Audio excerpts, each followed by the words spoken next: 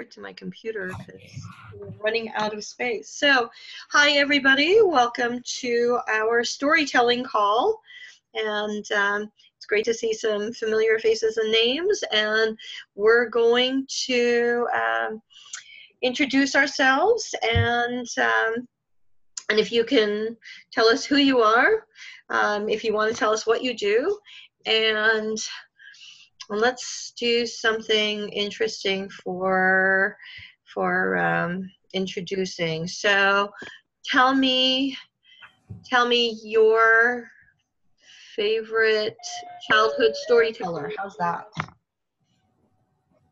Okay. Yeah, see? Totally threw you off your game, didn't I, Jeff Bennett? Okay, so for those of you who don't know me, I'm Cecilia Wessinger. I help as a community activator and support the efforts of this team and other people. And no, you can't claim those things. I'm going to call on you last. So there you go, Tyler. So my favorite childhood storyteller, which I actually learned to appreciate a little bit more as I got older, was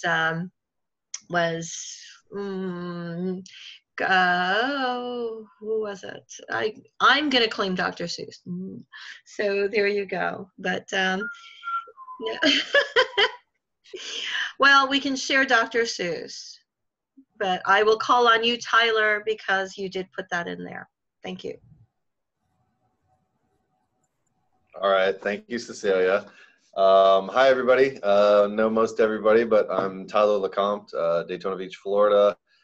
Super excited to be part of the storytelling group. I've been working with Cecilia and Jeff, God, since day one, on trying to figure out how to share all the awesome stories that everybody has. So really excited to hearing what you guys have to say.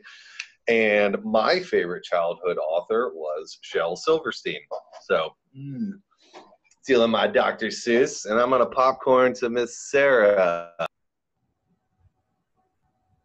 Hey, I think I'm the 816. So I'm the picture over here, and I'm also the phone that doesn't have a picture on it. Can you guys hear me? You're nodding. Cool. Awesome. So I am with SourceLink. I'm a marketing director and storyteller for KC SourceLink and Missouri SourceLink. So we talk about entrepreneurship across the state of Kansas City and across the state of Missouri. And then we help other communities tell their stories as well across the nation. Favorite childhood author. I just started reading Queen of Tearling, so I'm going to have to go fantasy on you guys. So I'm going to go with just like a classic Gerald Tolkien. I read him a little early. I'm out. So I'll call on, let's do Annika. You're up. Awesome. Thank you. Hi, Annika Horn, located in Toronto, Canada, staring out onto lots and lots of snow. My background is I started storytelling about ecosystem builders in the social impact space 4 years ago, before I knew that there was something called ecosystem building, and published around 50 profiles on ecosystem builders on socialventures.com. Now launching into the second phase and looking more in detail into sort of the culture of collaboration and what makes someone good at ecosystem building, specifically in the realm for social impact. Also a member of Startup Champions Network and supporting that group for a few years now. Favorite childhood storyteller is a show called The Sandman. Born and raised in East Germany, I watched it every night at 7 p.m. It's just a little moral story. It's a cartoon. And at the end of each episode, he would sprinkle sleep sand into the camera, and all kids watching the show would rub their eyes and then know it's time for bed. And I think that's really made me prone to routine and rituals. So I'm going to stick with that. Great. Will you call on somebody, please, Annika? Sure. How about Dara? Dara. Hi. Can you guys hear me? All right. So I lead business development and partnership engagements with SourceLink nationally. So work closely with Sarah, who's on the call also at times.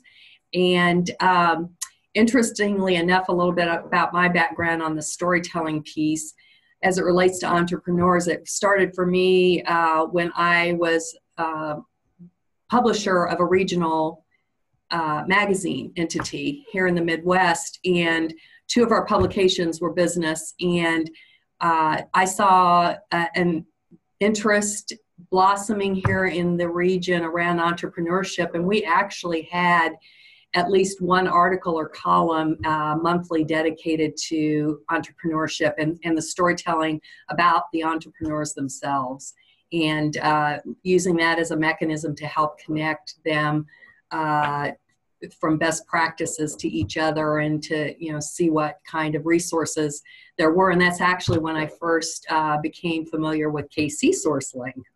So interesting that I'm now part of the organization.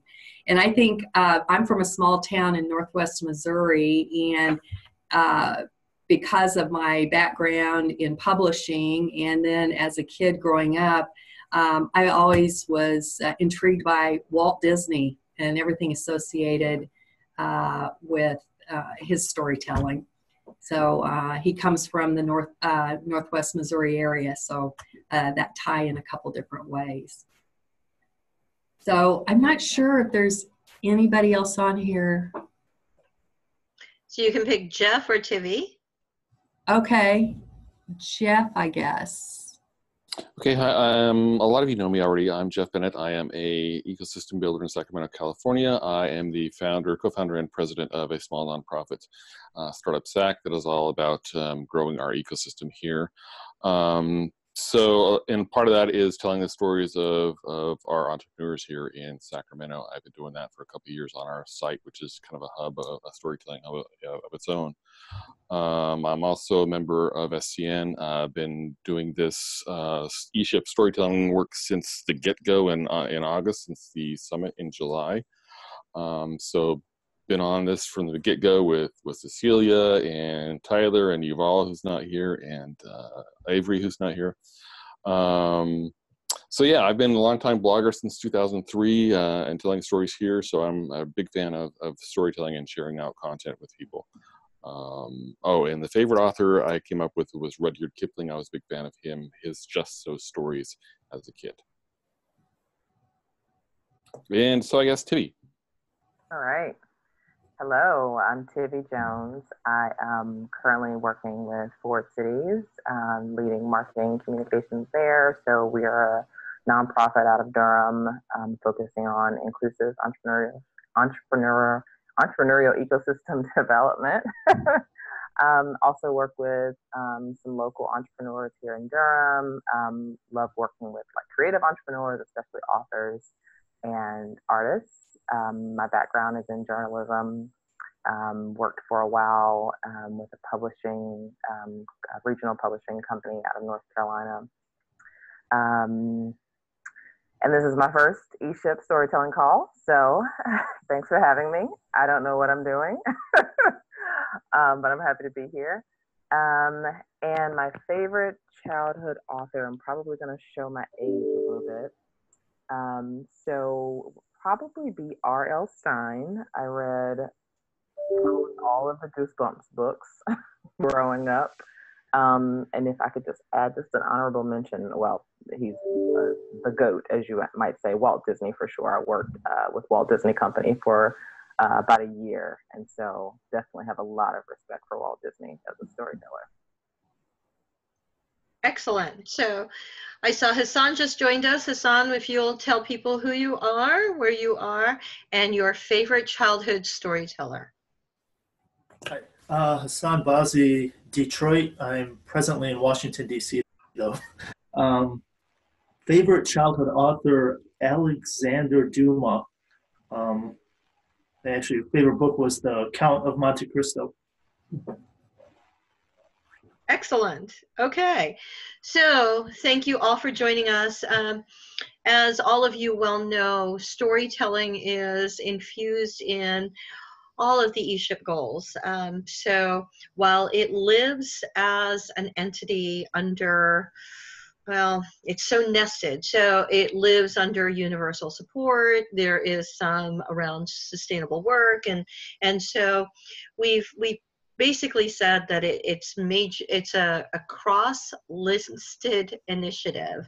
And to give you an example, let's see if I can pull up the storytelling draft that Jeff created. So we had an interesting experiment and went through all the initiatives, and there are some in goal too, although the ones that we were looking at didn't particularly say storytelling. All of the initiatives that you see listed here have some element of storytelling to them, whether it's case studies under goal 5, which is quantified methods, or universal support in talking about PSAs and other ways to engage people who don't know that they're storytellers, or that we need to bring into the fold, kind of thing. So this is a definite cross section. We've also been able to identify, and I shared on everyone by email, the ESHIP storytelling folder, because there really isn't initiative briefs so much as efforts. And inside the folder, if I can pull it up again, is also a document that has a list of people that are interested, with contact information on what parts of storytelling they're interested in. Jeff has put together a list of and starting a clearinghouse for all of these. These are all included, and we can add the links. Tyler, since you're on, if you'll add the link in the chat so people can access the documents. So we're including articles and blogs and podcasts and videos in just different forms. So it's where you feel your energy is drawn. Besides Jeff collecting stories and posting them, I think one of the initiatives that we're working towards is this clearinghouse for storytelling. And that's what I'm hoping we can support in a larger way. If we can flesh out what that brief looks like, what you think it would cost, what elements need to be included, and what it would be to sustain something like that on a nationwide level or international level, I think that it will be easier to, so I mean, this is just my personal view, right? So it would be easier to have a repository.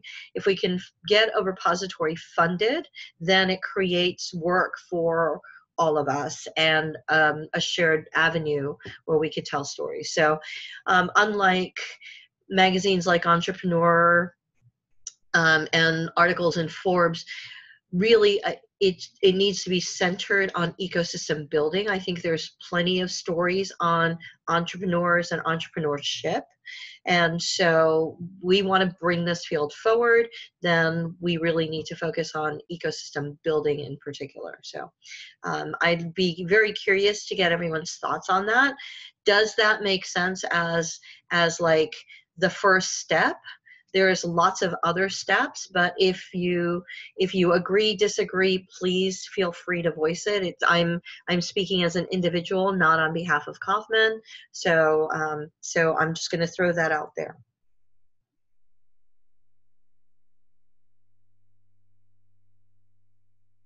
So I guess I'll jump in. So I've got some strong opinions about this, for better or for worse. So I believe that is the first major step. So I'm a big fan of the Clearinghouse and Hub, and I've done some things that I can talk about here. Avery and Tyler and I had a call about basically creating a landing page to make that storytelling brief a little bit more succinct and digestible to anybody coming into it, so they have to read through that very verbose, wordy thing that I wrote. And on that, in addition to that, we identified a couple things people can do that's low-hanging fruit people can start doing now. For instance, just collecting stories from the community via a Google form, which I created, or story ideas on a separate Google form. So those are some even smaller, little chunky, low-hanging fruit ideas we can do to start collecting things and then put them on a clearinghouse hub that we can share out there. And I can expound on all that in more detail, but I thought I'd just throw that little out there for now. Hey, Jeff, and Hi. everyone else. Has there been an attempt to sort of plan backwards along something like a theory of change of 5 years from now? This is really the goal that we want to achieve. And then sort of set priorities and figure out, I mean, storytelling in itself is a valuable tool, but do we know what measurable goal we are trying to achieve? Yeah, not to that level. Several of us convened in Denver in December and identified a storytelling initiative as a key thing that we wanted to pursue, or that we thought should be pursued by ESHIP people. And what that looked like is essentially that goal is, this vision is this online hub, clearinghouse, whatever you want to call it, of stories and articles for ecosystem builders to be able to find and share content. And then based on that, we worked backwards a little bit, but it was like not enough time to really do a full theory of change that you're probably thinking of. It was pretty loose. So I think that is necessary, but we haven't done that yet.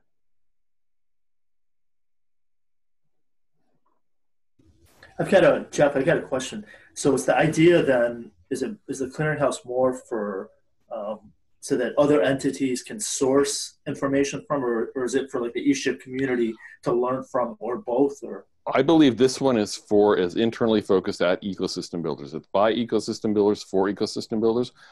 Beth, in goal 6, is really leading the charge on kind of an outward PR or PSAs, if you will, for people who don't know anything about ecosystem building. So she's focused on that. I think they can work together, but that's kind of the externally focused stuff. Kind of it fits under the goal 6.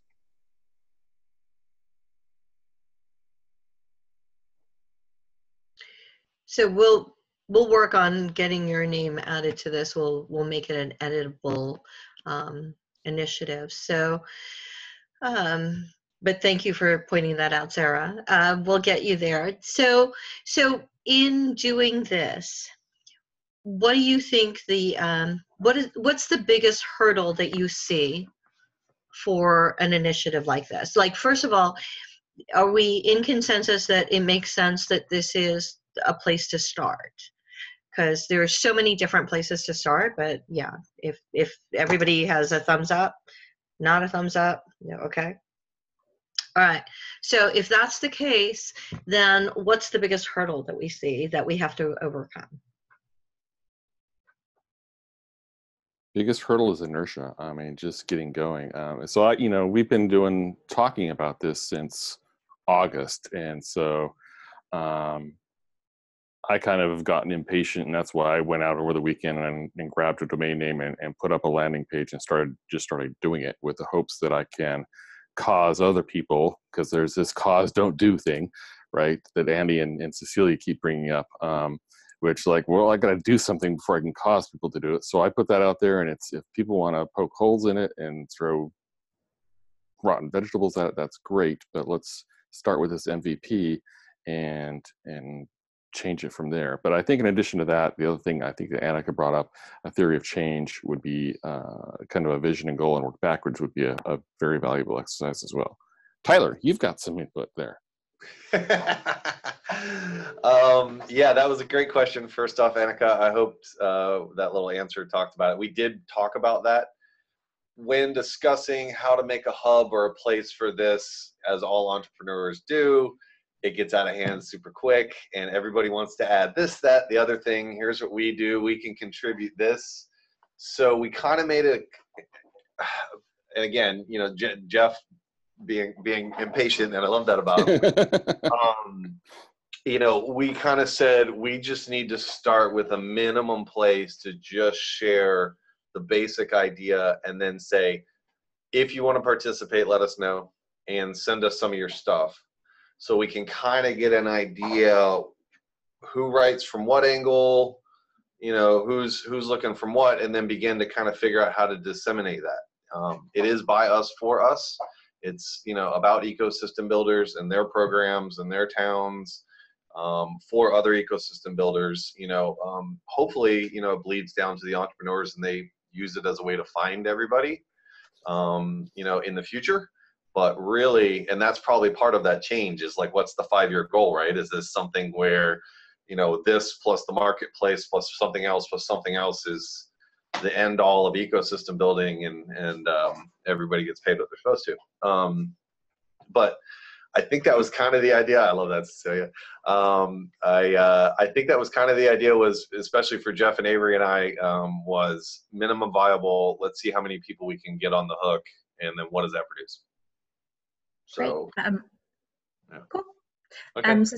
Cecilia, in terms of hurdle, I think what we're getting at a little bit is defining a mission or vision that is specific yet broad enough to bring in a lot of different interests and really leverage all the different people with different perspectives. And I mean, realistically, this is a huge group of stakeholders. If I'm thinking government and city officials and students and entrepreneurs, I mean, the audience is really wide. I think what we want to avoid, like, I cringed on the inside when you mentioned Entrepreneur Magazine, because it's true, it's huge, but that's probably not where we want to go. I think it's, to me anyway, what would be valuable is something that really has value, that I know everything that comes out of there, I'm going to set aside, make time to read, or at least I know specifically, this is for me, this is not for me, but this is for a person who I think would benefit from it. So having a very clear value proposition so that people keep coming back. I think there's so much information out there that it's really, really hard, especially in a nascent field, to know who's trustworthy, who not, who's still going to be here a year from now. And having that solid. With that being said, I know that sort of these big planning things are exactly what happens in Stifle's process. So I'm super glad you put out an MVP, because that could take forever. The question is, how can we leverage that MVP to help us move forward? Can we track what people click on, how often they click on things, whether it's being shared? Do we have any metrics in place that tell us more about that MVP so we can consider that as we go? Yeah, so it's actually a full-on website, and it's got Google Analytics attached to it right now, so I can accomplish any of that Google Analytics can do, I can do.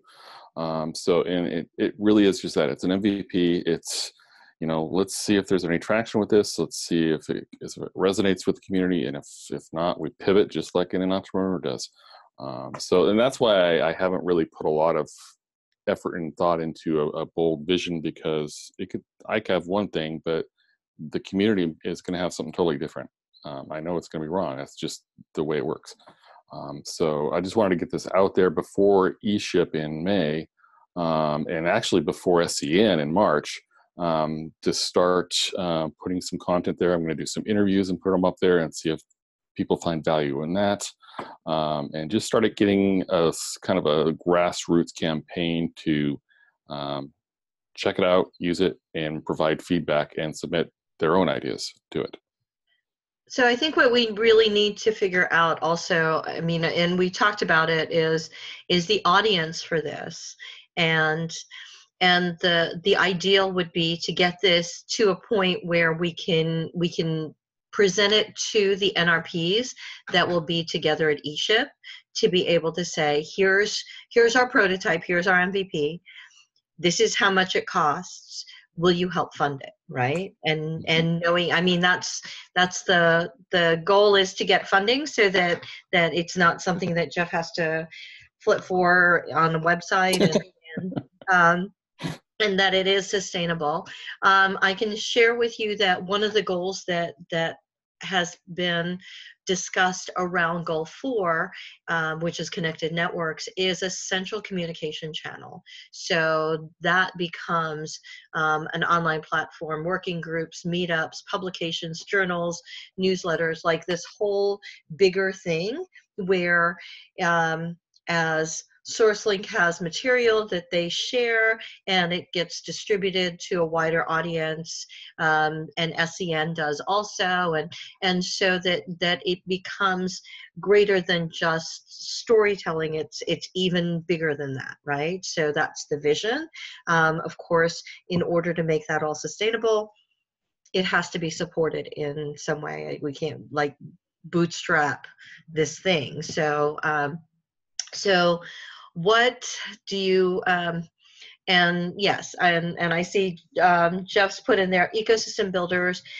You know, we also discussed, I know Annika's been involved in talking about a speaker bureau, and a speaker bureau would definitely fall into this, where we have ecosystem builders who are out there telling our stories in different convenings and talking about those things. So I'm curious to hear from the SourceLink people what you see in what you do currently and how that connects to what we're discussing.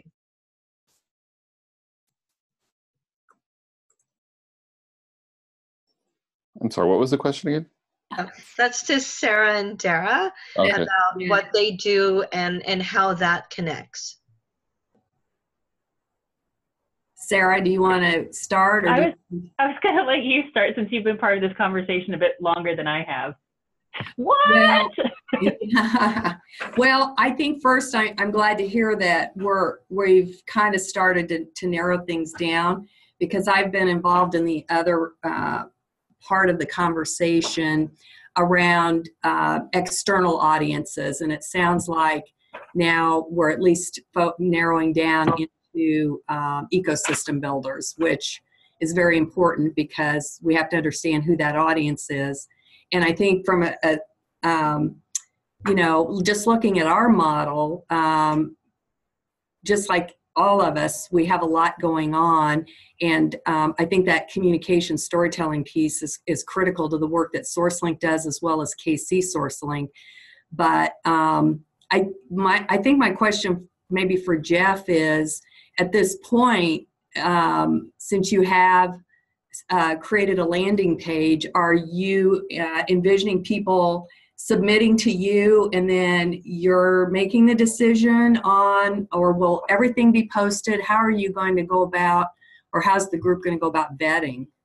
So I think, you know, in the chat there, Tyler just mentioned something about an editorial board, which I think is it's a necessary thing. So right now there's a Google form to collect some stories so people can input stuff. And initially it's me and Tyler and whoever else, anybody on this call that wants to. I've developed some editorial guidelines to kind of guide the decision as far as what fits within the guidelines of what we want to put out there. That's kind of open source too. I've shared that with people before. I can do that again if I just have to find it. But yeah, creating an editorial board that would actually receive that input and decide if it fits the guidelines and whether or not it gets posted is a key part of this, I think. So I think you had a second part to that question. Well, I think that, you know, leads eventually into this is building something that's sustainable. Mm-hmm.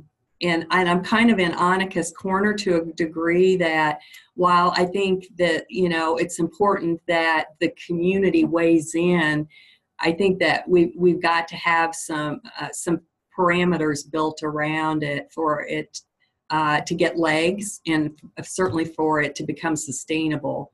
Because we're, you know, I'll speak for Sarah. We're, you know, that's her primary job is creating content, and so, and then on the SourceLink side, we contribute, you know, ideas and articles periodically too. So we're in a position to definitely support, I think, feeding content. But having a better understanding of now who that audience would be and what that process. I love the idea of an editorial board. I'm sure Sarah does too. You know, having to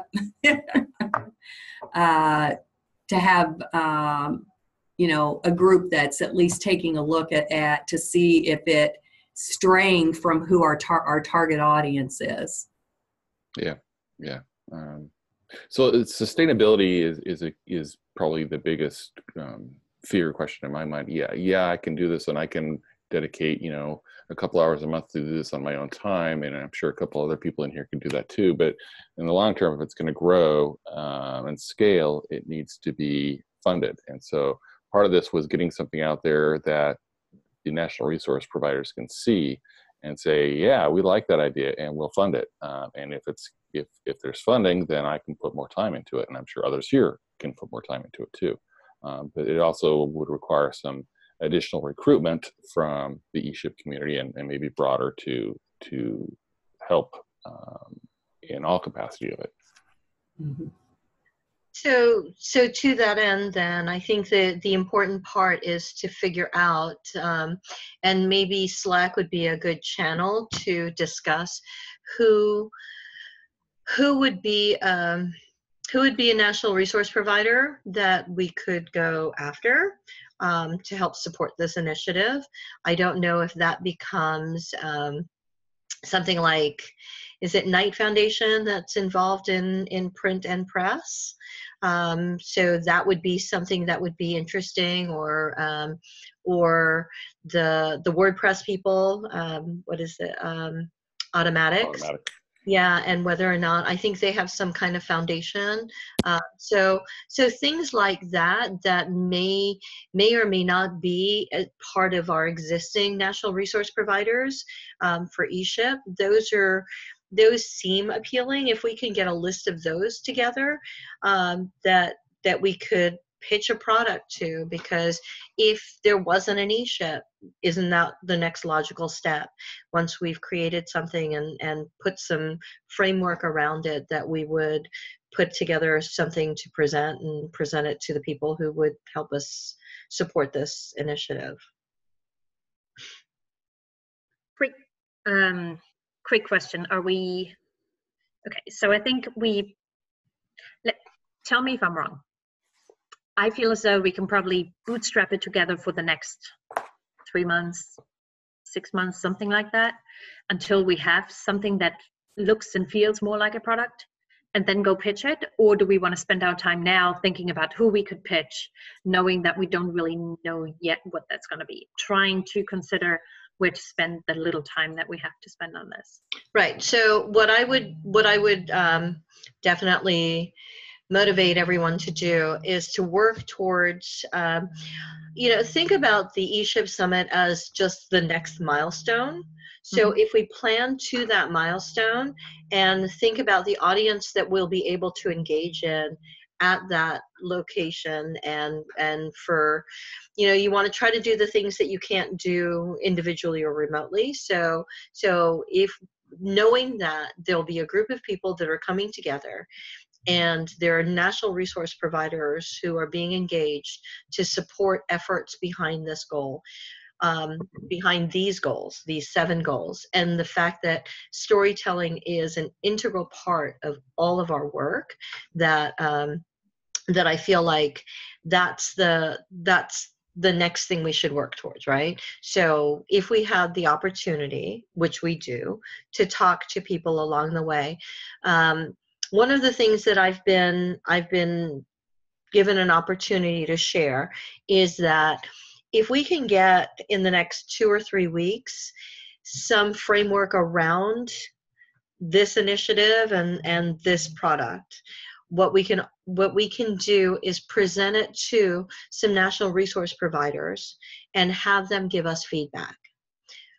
What else do we need? What's missing in the brief? What else they need to know in order to fund something like this? So it's a very unique opportunity, and that's going to be for all of the initiatives that are currently out there, that national resource providers have told us what they will do is they will look at the initiatives, and it's kind of getting feedback on your RFP. So we have a unique opportunity. So from now until, I think what we're slated at the 13th. So if we say 2 weeks from today, that if we can get some more meat on the bones, and Jeff, if you will put also into the initiative brief a link to the current website so that people could see. Then on the 13th, what I would do is I would present it to some NRPs and have them give us feedback. Question on that. You were wanting to get a simplified template for the briefs and rewrite them. Where are we Yes. on that? I'm putting that out there. I will share that prototype on Monday with the ESHIP champions. It looks like Monday we'll have a call that that we can review and talk about what else needs to happen. So I'll put together something and we'll go from there. Does that sound?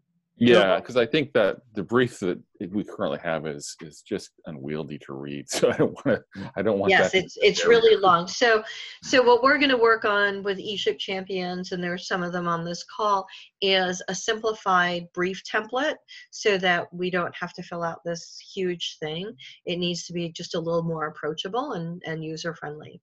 Tivi, I'm curious to hear from you as somebody who's just come into this conversation. Is this tracking? Does this sound wonky and you know, kind of Wild West, and which it usually does? But I'm curious to hear what you think. It's a little bit of all of the above. I think I'm tracking. I'm very curious to just read through all the documentation, just because that's the type of person that I am. I like to dive into the meat and then discuss it. But I mean, the basic idea, yeah, sounds like a great idea. I think that target audience piece and really knowing who we're targeting and how we, you know, the demographics, psychographics, like to better deliver to them what they need is going to be crucial. Because my background is more on the marketing, brand development side, with some journalism and storytelling, but definitely more of the marketing. So audience development is a big piece of what I do.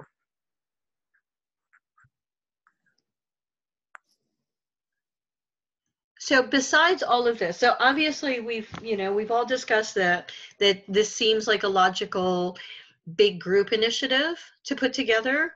And I know all of us have individual initiatives around storytelling, you know, whether it is putting together a video or a podcast or whatnot. Is there anything else that comes to mind as something that you'd like to work on with other collaborators?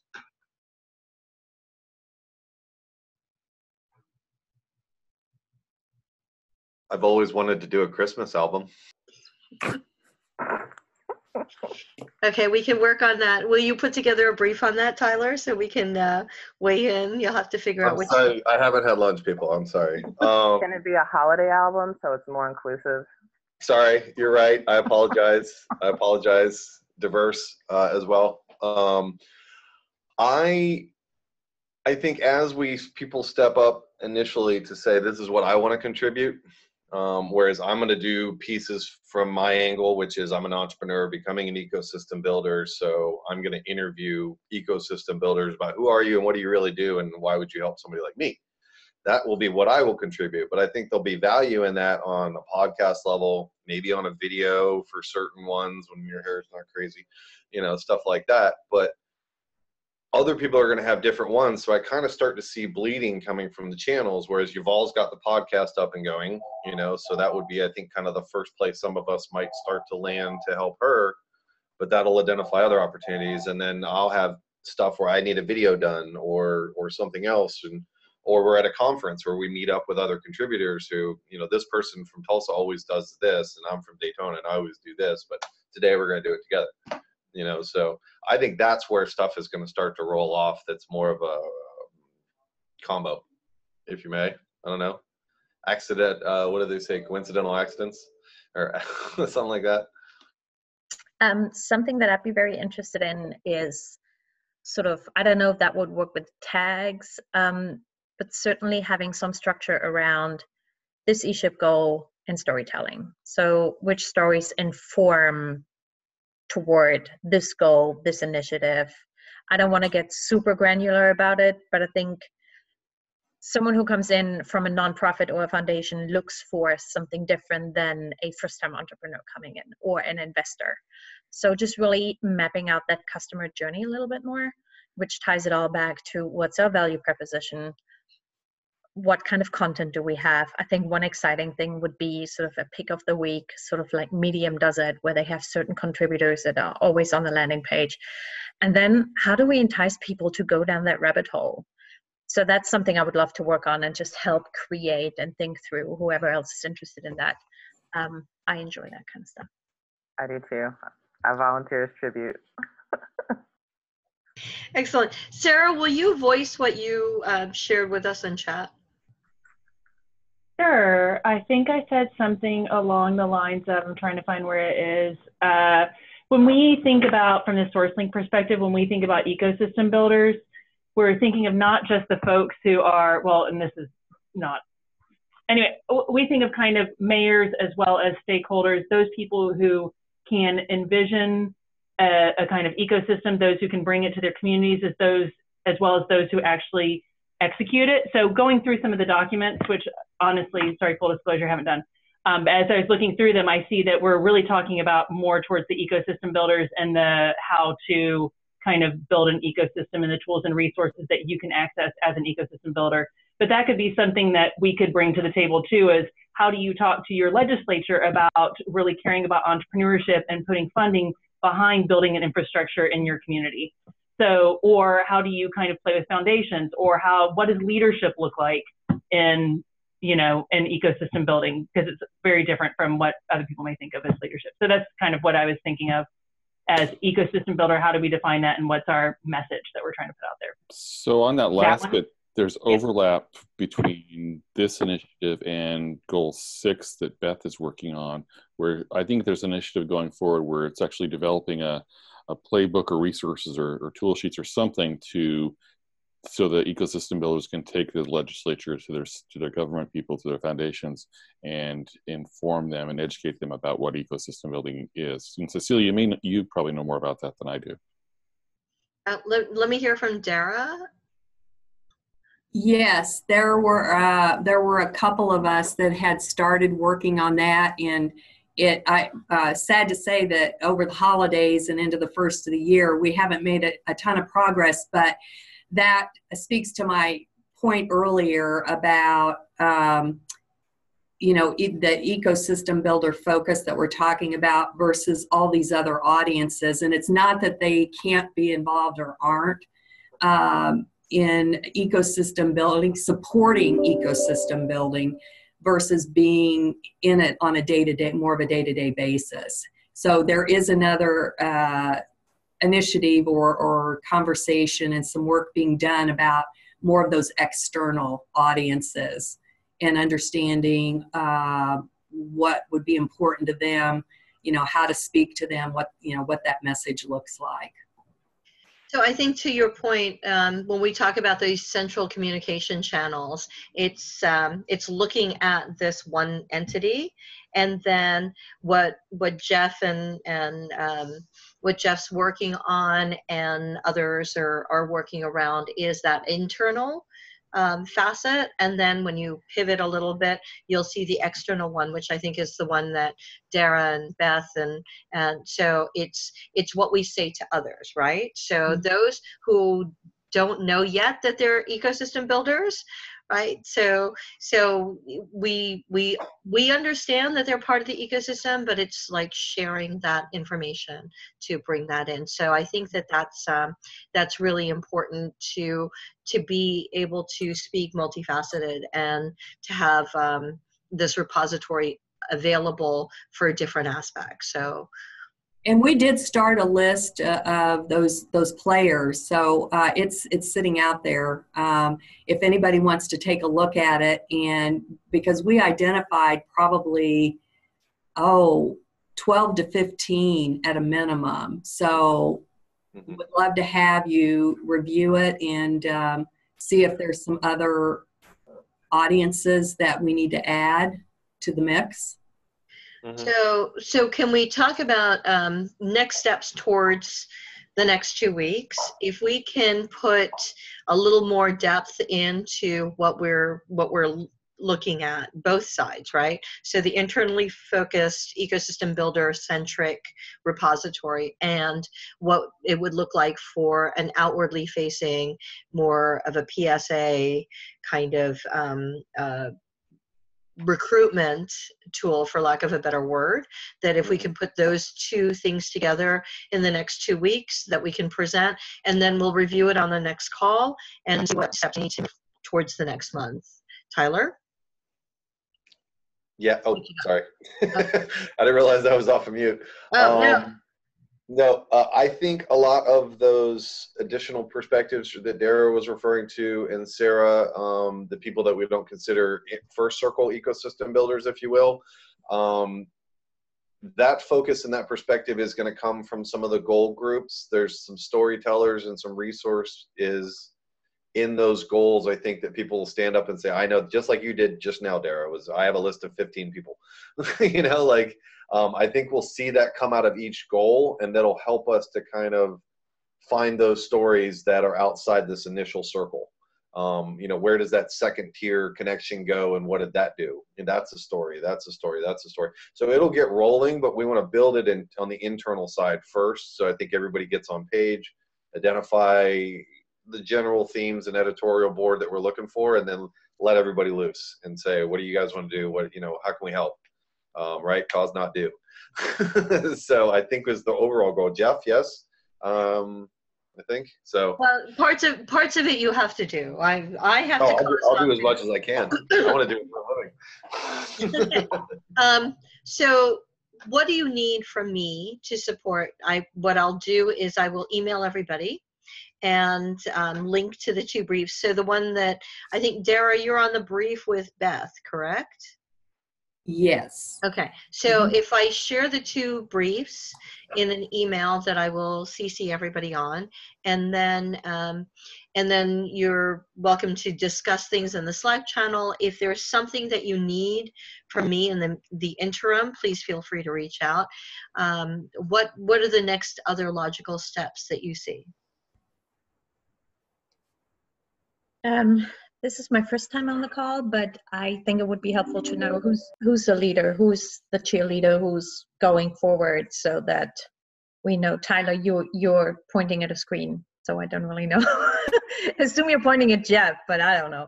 I think she's pointing at Cecilia.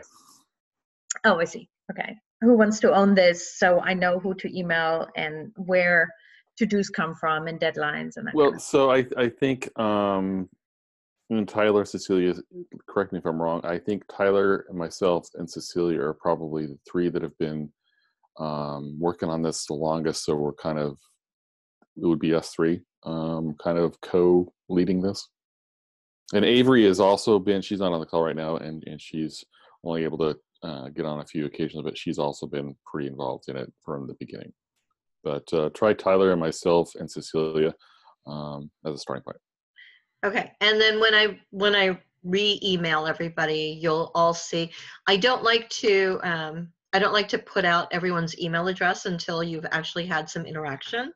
So that's just my practice, that when we start the call, I will BCC everybody on the initial, and then whoever's on the call will just include, and then if we're talking about you, like Beth and Avery, we'll just include them because it's their initiative or brief. So that's just a practice. If that works for you, if it doesn't, let me know so that we can make sure to honor what people think.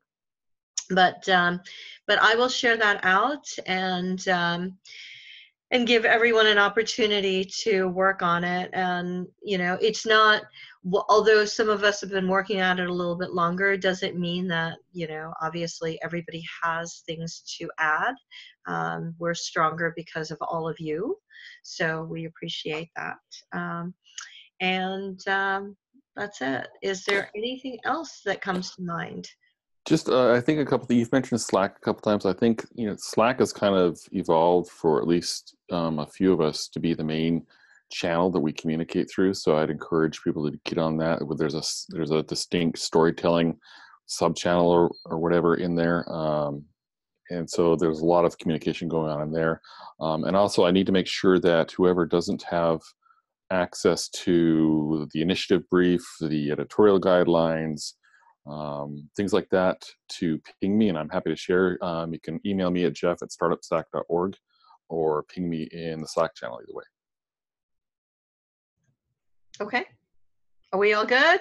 Any questions? Everybody has on their calendar May 21st to the 23rd for the next ESHIP Summit. We are working on the website and the form and all of that. I'm going to tell you that it will be, I don't know that it's going to be smaller. It will not be any bigger than it was, and it will definitely be more hands-on working at the summit. So we've got work to do. We're going to focus on the things that we can only do in person, or mostly do in person. So it really will take everyone who shows up to be involved in a meaningful way. So it will be back. For those of you who came to the first ESHIP Summit, it will be back in the same place that we had it the first time, and not at the convention center. So that's about all. Let's see. Anything else? Any questions? No. I'm going to share this recording out. So words are really important to all of us. As if we can have a word to close, we will start with Hassan. Give us a word to close.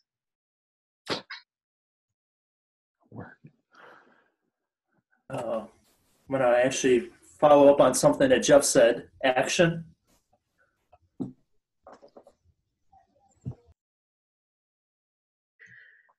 Take somebody. Dara? Oh, let's see. I'm going to refocus, because the last few weeks there's been a lot going on, and I feel like I haven't been as engaged in these initiatives that I committed to. So let's see. Jeff. I'm going to echo Hassan's action. Oh, so I got to pick somebody. Sarah. I know.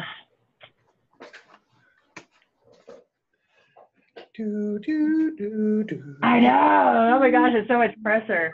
I'm still back on this storytelling with this like enchanting thing. So I'm just gonna toss out like wonder. It's weird. I don't know what the rules are. I'm gonna go there. And I will. Oh, I lost all the people, all the names on the screen, so I don't know who's left. Tyler. Annika, because you're my favorite go-to gal. I'm going to say leadership.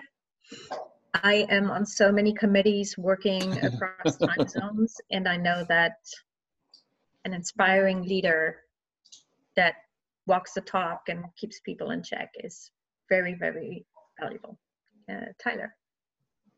Appreciation for all of you and your time and your focus and your commitment to this, and you're all rock stars, and I can't wait to work with you guys, because this is going to be powered by collaboration,